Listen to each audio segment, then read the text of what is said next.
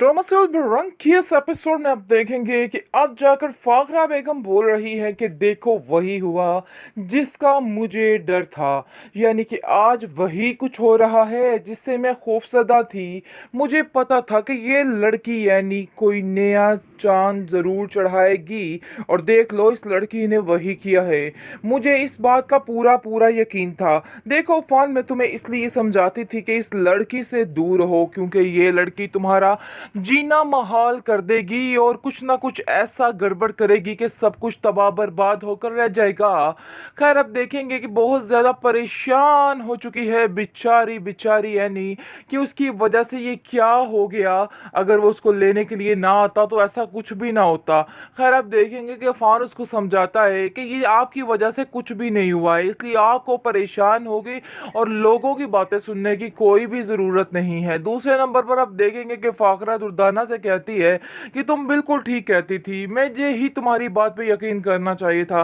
काश मैं तुम्हारी बात पे उस वक्त यकीन कर लेती तो आज ये नौबत ना आती, क्योंकि मुझे यकीन ही नहीं था कि वाकई में ऐसा हो सकता है। खैर, आप देखेंगे कि आयमा काफ़ी चीखती चलाती है एनी पर, एनी को कहती है कि एनी आखिर तुम्हें ठंड पड़ चुकी है ये सब कुछ करके। मुझे पता था कि तुम एक ना एक दिन ऐसा ही कोई कारनामा सरंजाम दोगी और देखो तुमने वही कुछ किया है। आगे से आप देखेंगे कि एनी कहती है कि इन सब चीज़ों में मेरा कोई कसूर नहीं। मुझे अफान को इस तरह से तकलीफ पहुंचा के आखिर क्या मिलेगा। वो अगर मैं उसको ही तकलीफ पहुंचाऊंगी जो मेरा हमदर्द है। कैसी बातें कर रही हो तुम, मुझे तो कुछ समझ नहीं आ रही आप लोगों की। खैर, वो सबको सफाइयाँ दुलाइयाँ दे रही है, लेकिन अब देखेंगे कि एमल एनी से मज़ीद ख़राब हो गई है और वो उसके मज़ीद खिलाफ बोलने लग गई है और कहती है कि तुम्हारी वजह से मेरा घर बर्बाद हो रहा है। अरे ये एमल जो है, मुझे समझ नहीं आ रही कि किन लोगों की फिक्र कर रही है। वो लोग जो किसी के सगे नहीं हैं। पता नहीं इसको ऐसा क्यों लग रहा है कि ये एमल के सगे हैं, लेकिन एमल ये बहुत बड़ी बेवकूफ़ी में है। उसको समझ नहीं आ पा रही कि उसके सगे नहीं हैं। वो सिर्फ और सिर्फ यानी कि वक्त जो है वो गुजारते हैं, टाइम पास के लिए सबको यूज़ करते हैं।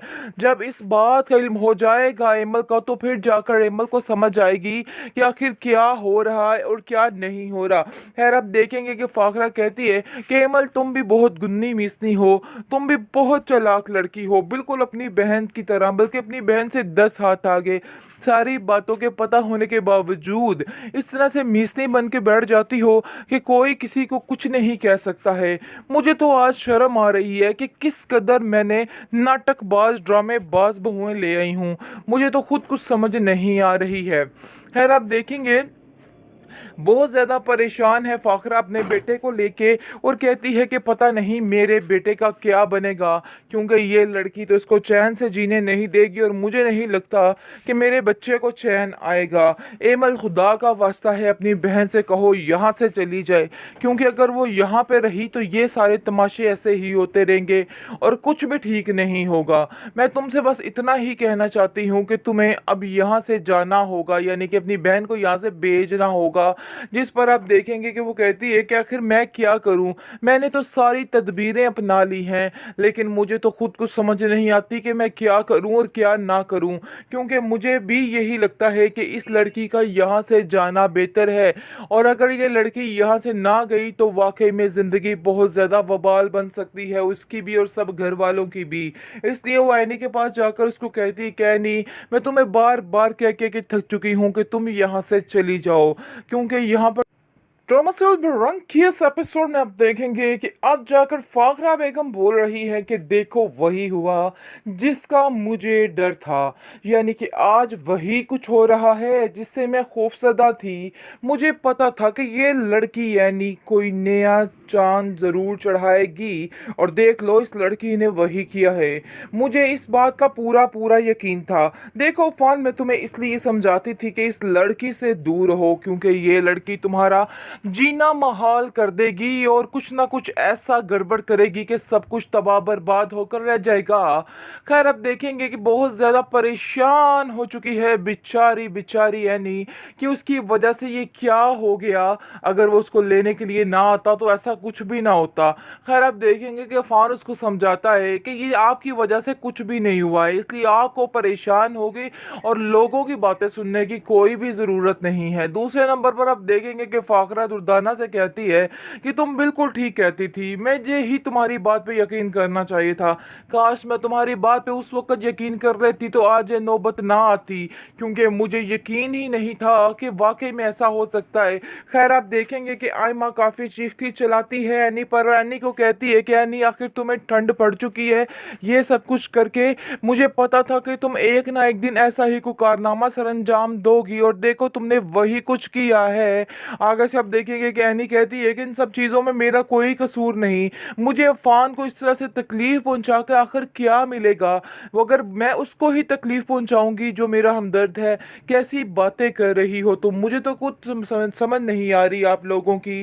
खैर वो सबको सफाइयाँ दुलाइयाँ दे रही है, लेकिन अब देखेंगे कि एमल एनी से मज़ीद ख़राब हो गई है और वो उसके मज़ीद ख़िलाफ़ बोलने लग गई है और कहती है कि तुम्हारी वजह से मेरा घर बर्बाद हो रहा है। अरे ये एमल जो है मुझे समझ नहीं आ रही कि किन लोगों की फ़िक्र कर रही है। वो लोग जो किसी के सगे नहीं हैं, पता नहीं इसको ऐसा क्यों लग रहा है कि ये एमल के सगे हैं, लेकिन एमल ये बहुत बड़ी बेवकूफ़ी में है। उसको समझ नहीं आ पा रही कि उसके सगे नहीं हैं। वो सिर्फ और सिर्फ यानी कि वक्त जो है वो गुजारते हैं, टाइम पास के लिए सबको यूज़ करते हैं। जब इस बात का इल्म हो जाएगा एमल का तो फिर जाकर एमल को समझ आएगी कि आखिर क्या हो रहा है और क्या नहीं हो रहा। खैर अब देखेंगे कि फाखरा कहती है कि एमल तुम भी बहुत गुन्नी मिसनी हो, तुम भी बहुत चालाक लड़की हो, बिल्कुल अपनी बहन की तरह, बल्कि अपनी बहन से 10 हाथ आगे। सारी बातों के पता होने के बावजूद इस तरह से मीसनी बन के बैठ जाती हो कि कोई किसी को कुछ नहीं कह सकता है।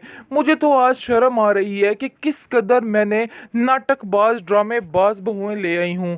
मुझे तो खुद कुछ समझ नहीं आ रही है। खैर आप देखेंगे बहुत ज़्यादा परेशान है फाखरा अपने बेटे को लेके और कहती है कि पता नहीं मेरे बेटे का क्या बनेगा, क्योंकि ये लड़की तो इसको चैन से जीने नहीं देगी और मुझे नहीं लगता कि मेरे बच्चे को चैन आएगा। एमल खुदा का वास्ता है अपनी बहन से कहो यहाँ से चली जाए, क्योंकि अगर वो यहाँ पे रही तो ये सारे तमाशे ऐसे ही होते रहेंगे और कुछ भी ठीक नहीं होगा। मैं तुमसे बस इतना ही कहना चाहती हूँ कि तुम्हें अब यहाँ से जाना होगा, यानी कि अपनी बहन को यहाँ से भेजना होगा।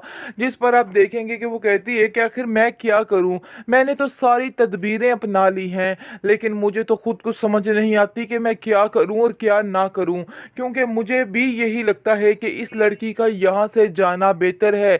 और अगर ये लड़की यहाँ से ना गई तो वाकई में ज़िंदगी बहुत ज़्यादा वबाल बन सकती है, उसकी भी और सब घर वालों की भी। इसलिए वो एनी के पास जाकर उसको कहती कि एनी मैं तुम्हें बार बार कह के थक चुकी हूँ कि तुम यहाँ से चली जाओ, क्योंकि यहाँ पर